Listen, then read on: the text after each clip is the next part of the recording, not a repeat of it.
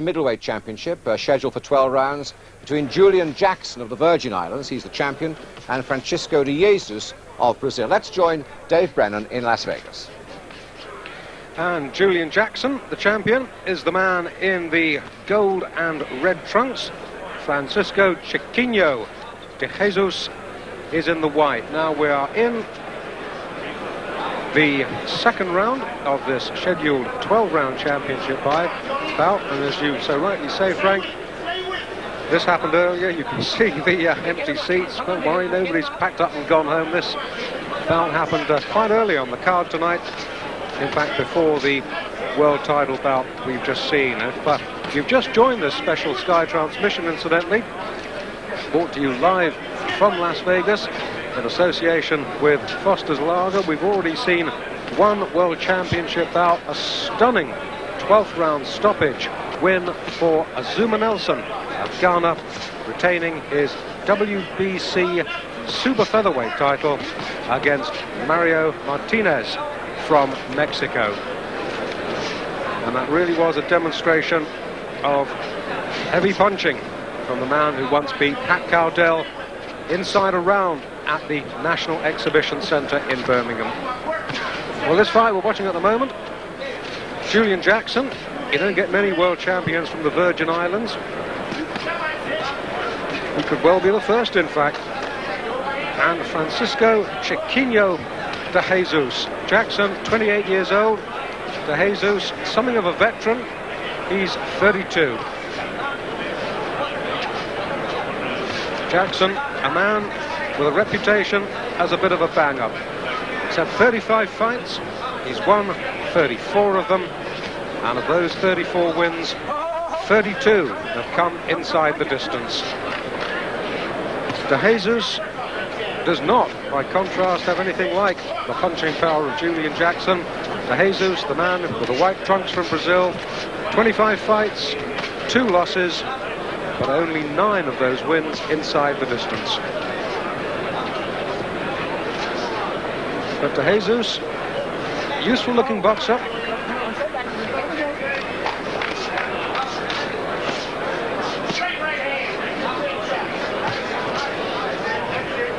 First round, fairly even.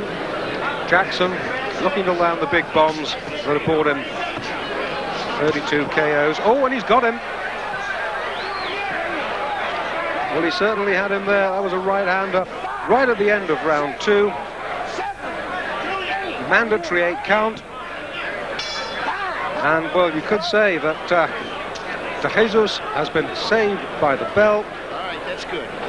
Because had he been on the canvas and not up on his feet when the bell sounded, the fight continues after the bell. Well, I'm not sure who we saw there, but I'm going to tell you we can see the knockdown coming up. There's the right-hander, flush on the side of the jaw, and down for a mandatory 8 count. There's the punch again from another angle. And that will teach De Jesus, if nothing else, to keep his guard up. And there it is again. Well, there you go. 3 knockdowns for the price of 1. Oh, I tell a lie. 4 knockdowns for the price of 1. Well, if you needed any demonstration of Julian Jackson's punching power, you've had it from 2 angles, from underneath and from on top as well. So that should satisfy all you knockout enthusiasts as we go into round 3 now. And remember, at the end of this fight, Bruno against Tyson for the undisputed heavyweight championship of the world. There's identification for you again. And Jackson now going for a quick stoppage.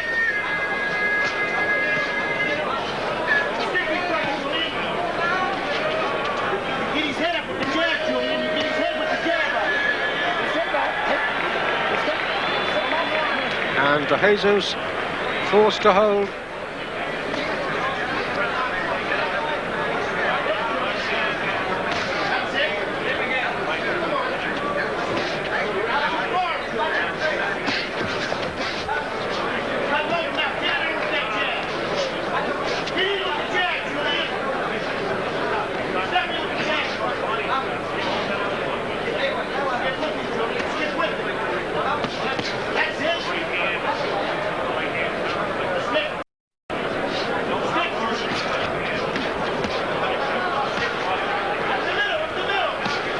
scheduled for 12 rounds, and we're midway through the third. And if you've just switched on your Sky sets at home and you're wondering, well, why are there so many empty seats in the Las Vegas Hilton? Well, I can tell you that the answer is this is a recording of a World Championship bout that took place a little bit earlier this evening. It's a WBA junior middleweight title bout between Julian Jackson from the Virgin Islands in the gold trunks, the challenger Francisco Chiquinho de Jesus from Brazil in the white. And if you have just joined us, I can tell you you've missed a really cracking WBC super featherweight title fight with Azuma Nelson of Ghana retaining that championship with a really stunning, literally 12th round knockout of a really brave and gutsy challenger, Mario Martinez from Mexico. Martinez in the 12th round getting caught with an absolutely brutal left-right combination that left referee Carlos Padilla leaping in to stop the fight, and quite right too. As for this bout, well, we've already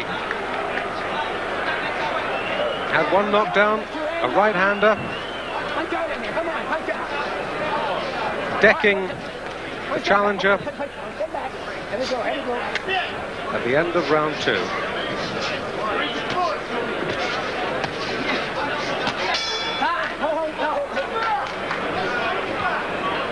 End of the third.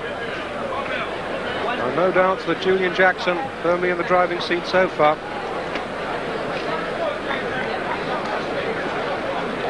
A fairly rough rub down from his cornerman. All right, now listen to me. You see what you're doing? Yeah. You're not stepping with him and he's getting away. Right. And you're trying too hard. Doubtless words of you wisdom. step in with that jab and you get everything done that you want to do, right or wrong. Keep your left out. But see, you got to make it right count, up. baby. Okay. All right? Don't do anything dumb. Just settle yourself down. That's right. Left hand is tip boy and from the fifth. And the right hand is going to come. More heartbreaking in boxing to knock a man down, have him on the canvas, That's right. and then do something silly and blow what should be a relatively routine Put your right defense. hand straight. Okay? Mouthpiece in.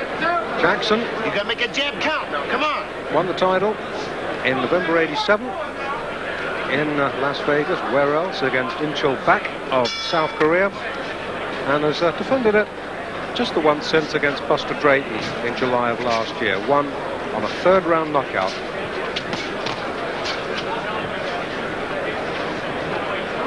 So a second defense for Julian Jackson, the man in the green and gold. And Francisco Chiquinho de Jesus, well, this is the first time that he's challenged for the world crown.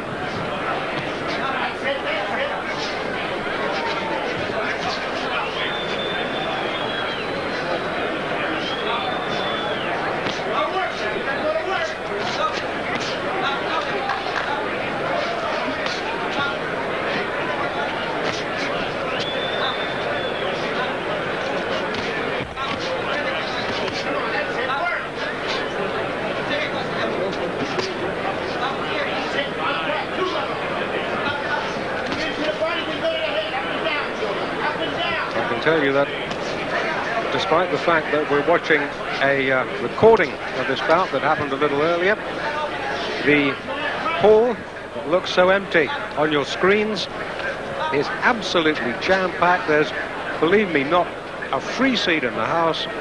The atmosphere is spine-tingling, as you would expect from a world heavyweight title fight.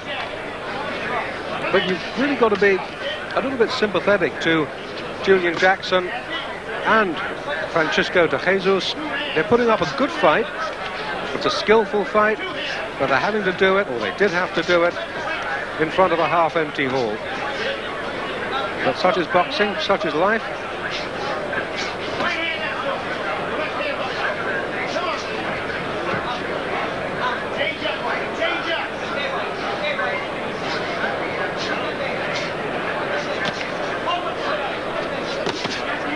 Well, a little bit low to me. That was certainly south of the border down Mexico way, that left hook from Julian Jackson. But no discomfort from De Jesus, who evades that fairly wild rush, smiles winningly at the champion, and returns to the fray. Left jab to work. Trying to hook off the jab too, the challenger to Jesus.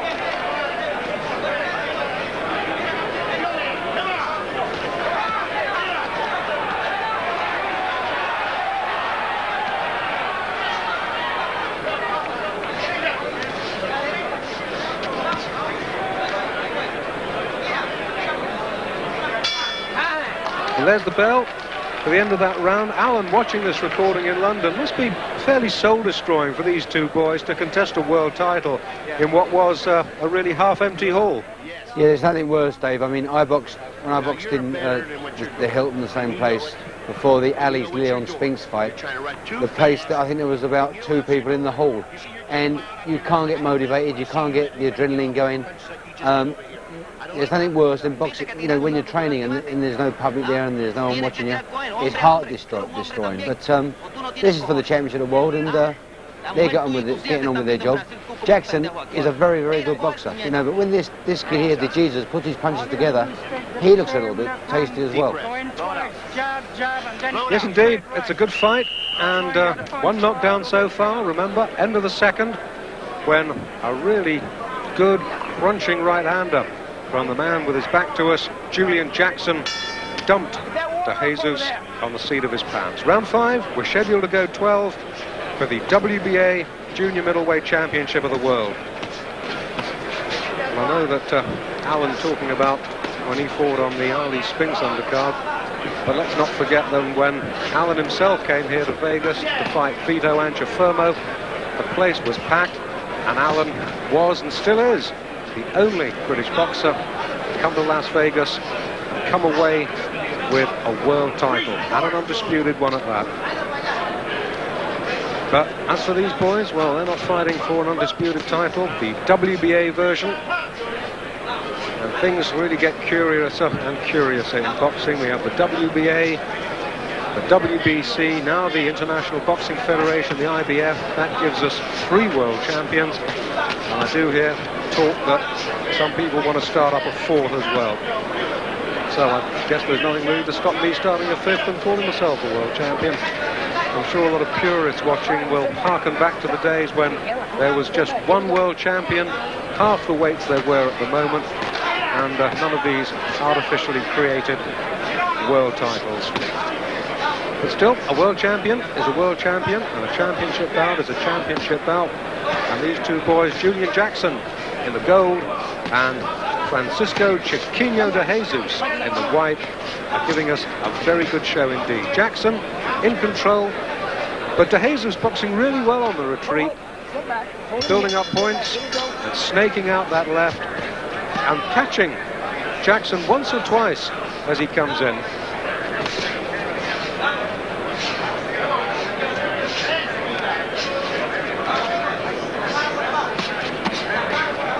Once again, let me remind you that at the end of this recording of the WBA Junior Middleweight title, a fight that took place a little earlier tonight at the Las Vegas Hilton, we'll be back with the one that we've all been waiting for on this special Sky boxing evening, brought to you in association with Foster's, the World Heavyweight Championship with Frank Bruno. Well, 1 or 2 things is going to happen. Either Bruno is going to be Tyson's 36th straight victim, or he's going to become the first British World Heavyweight Champion this century. What a prospect. That's not a knockdown, that's just a slip. No question of a knockdown there. Jackson was a good couple of feet away from de Jesus. He just slipped on a little bit of moisture in his own corner. So, the last 10 coming up of round 5. We're scheduled to go 12.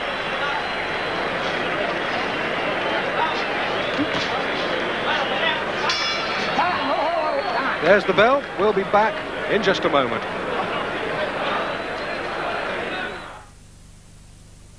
Tuesday on Frank Boff's World, we travel to the mysterious Galapagos Islands, home of the marine iguana, a land animal that adapted to the sea in order to survive.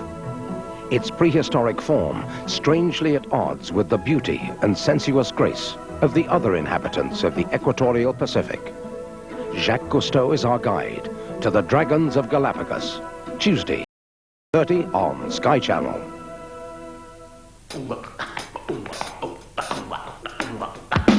Wake up.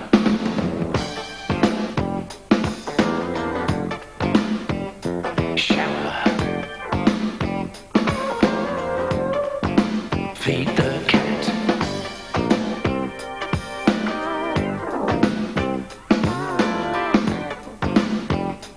Breakfast. Kellogg's Start. Get up to it anytime.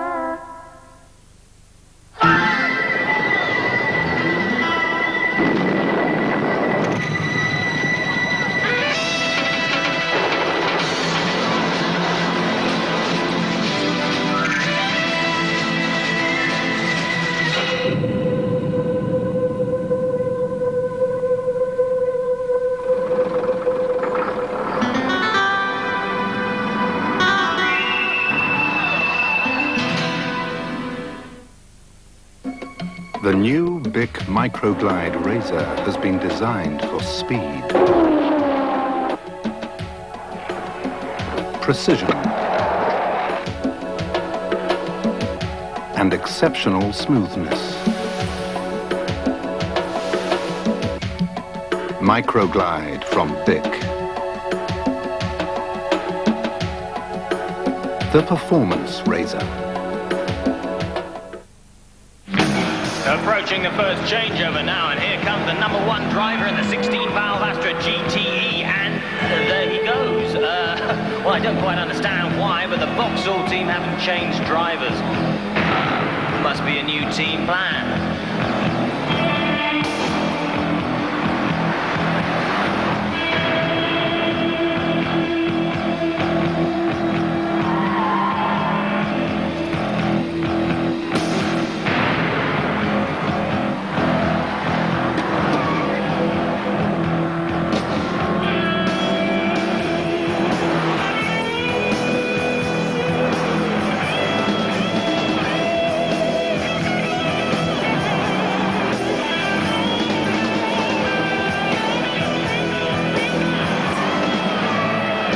The 1989 Astras from Vauxhall, once driven, forever smitten. Thought I'd come and see how you Brits shape up at the old equestrian activities. Actually, this chap won at badminton last month. Yeah? It's not bad at this game either. Tell you what, though, you won't pick up many faults with this galloping down your gullet. The bar will now be raised to 6'6". We better get in for another pint while we can still reach it, eh? Foster's, the Amber Nectar. Well, our time at this particular time in the morning is rather crucial. We're trying to juggle the time of arrival of the two main contestants for the World Heavyweight Boxing Championships. The fights we've been watching, we'll pop back to that in a moment. Just let's spare a thought for the two big men. I mean, even Tyson must feel it. I mean, he's knocked out a few people, but he's got to defend the title. He's got to beat Bruno, hasn't he? Well, he's only human. Yeah, he's got to beat Bruno. He's got a lot on his plate. Bruno's fit and well, as we all know. He's trained very, very hard for this fight. We're only a few minutes away before they get in the ring, evidently, but both men must be worried tremendously. Even so, you know, Tyson has said once in a fight when he was called into the ring from the dressing room, he was listening to a record and he said, "Leave it on, I'll be back to hear the end," and sure enough he was. Yeah, hopefully he's not back in to listen to the record in this one. But you think he'll be feeling the pinch as well a bit? Oh yeah, but big occasion for him. Absolutely, yeah. If you don't feel the pinch, if you don't get the adrenaline and the nerves, you might as well pack up boxing, because it's that which keeps you alert, fast, your speed's there. You know, if you go to the ring cool and calm, then you could be in trouble. Okay, well, before the big fight, we're going back to Las Vegas to see the conclusion of the Julian Jackson-Francisco de Jesus fight. Let us rejoin Dave Brennan. Here we go. Thank you very much indeed, Frank. Yes, indeed. Round 7 of this scheduled 12-rounder between the man in the gold trunks, the defending champion, Julian Jackson, and the challenger from Brazil, Francisco Chiquinho de Jesus. We've had one knockdown, that was at the end of the second, but a right-hander from Jackson, decked to Jesus for a mandatory count of 8. And while we're watching this recording from earlier this evening, 1 or 2 celebrities have been introduced. We've had Sylvester Stallone, we've had Sting, we've had Henry Winkler, the Fonz.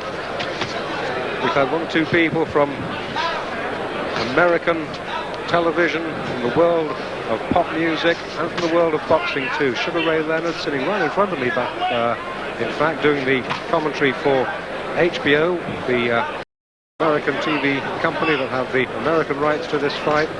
Thomas Hearns is here as well. In fact, you can safely say that anybody who is anybody, as I said a little earlier when I was standing outside the Hilton, anybody who is anybody is here. And I'm delighted to be here myself and talking all of you people at home through what should be a memorable evening's boxing and hopefully a great evening for Great Britain. But let's not forget the 2 men who are giving us a good performance right at this moment for the WBA junior middleweight title, Jackson and De Jesus. Midway through the 7th, we're scheduled to go 12, and just to set your minds at rest at home, you are missing absolutely nothing in the way of live action. These championship bout timings, as Frank so rightly says, have to be done to the absolute split second, and I promise you the ring is empty save for about 2 dozen Las Vegas Hilton security guards who, believe me, are not built for speed. You invade that ring at your peril, you will be invited to make the acquaintance of the pavement outside. So, round 7, drawing to its conclusion, and I make Jackson a narrow points leader at this stage of the bout. But De Jesus, good boxer, good pure boxing skills. He doesn't have a big dig. This is shown from his record and from what we've seen tonight. But he's posing Jackson enough problems to make the champion think, to make the champion work. And Jackson is going to have to be on his top form to beat this man from Brazil. Well, near the end of the 7th.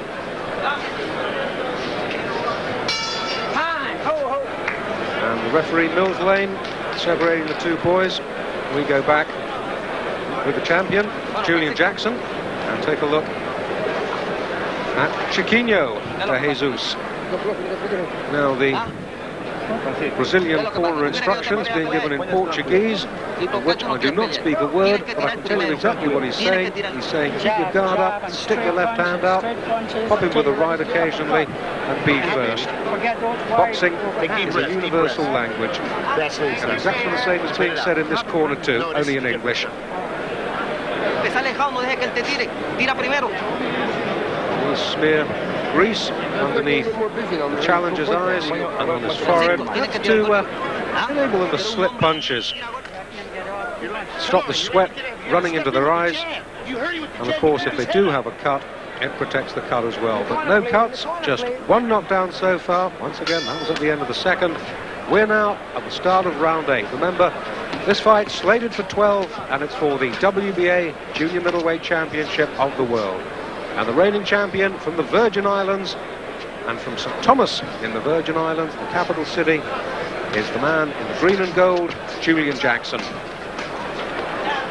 Now, there were signs in that 7th round that Jackson was starting to force the pace just a little bit. And he might possibly fancy his chances of an inside the distance win. You never know. Confirmation that this is not live and you're not missing a thing. Oh, that was a good left, a straight left, a short left, and that had De Jesus back on his heels. And the Brazilian getting on his bike, dropping his guard alarmingly. The backpedaling, classic left jab, off balance right swing.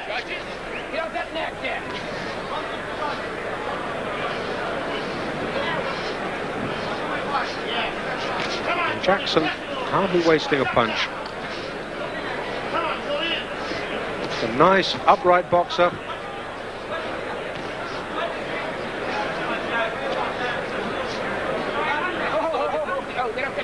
Somebody get it back.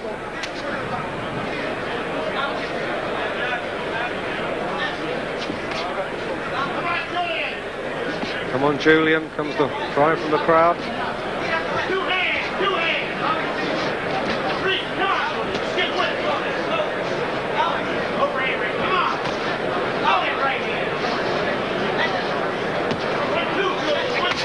Oh, got him. That was a good right-hander.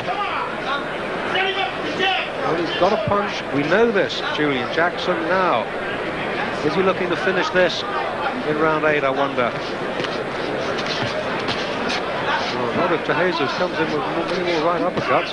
Oh, that is an amazing ending to this fight. He's not going to beat this count. That was a short left from the champion. And De Jesus doesn't know whether it's Rio de Janeiro or Wednesday. That is an amazing knockout. Well, we knew Jackson had a knockout punch, but my word, I've never seen this boy before. And that was a really disabling blow. And poor De Jesus is really out for the count. Mills Lane administering the 8 count. Let's have a look at it again in slow motion, because this was such a sharp punch. There was the right, bang, down and out goes poor Chiquinho De Jesus, that short, chopping, swinging right-hander. And the Brazilian absolutely poleaxed. Julian Jackson retains his title in the most convincing style possible. Had his man down at the end of the second, remember, again with the right, and there was another one. And here's the punch again from our overhead.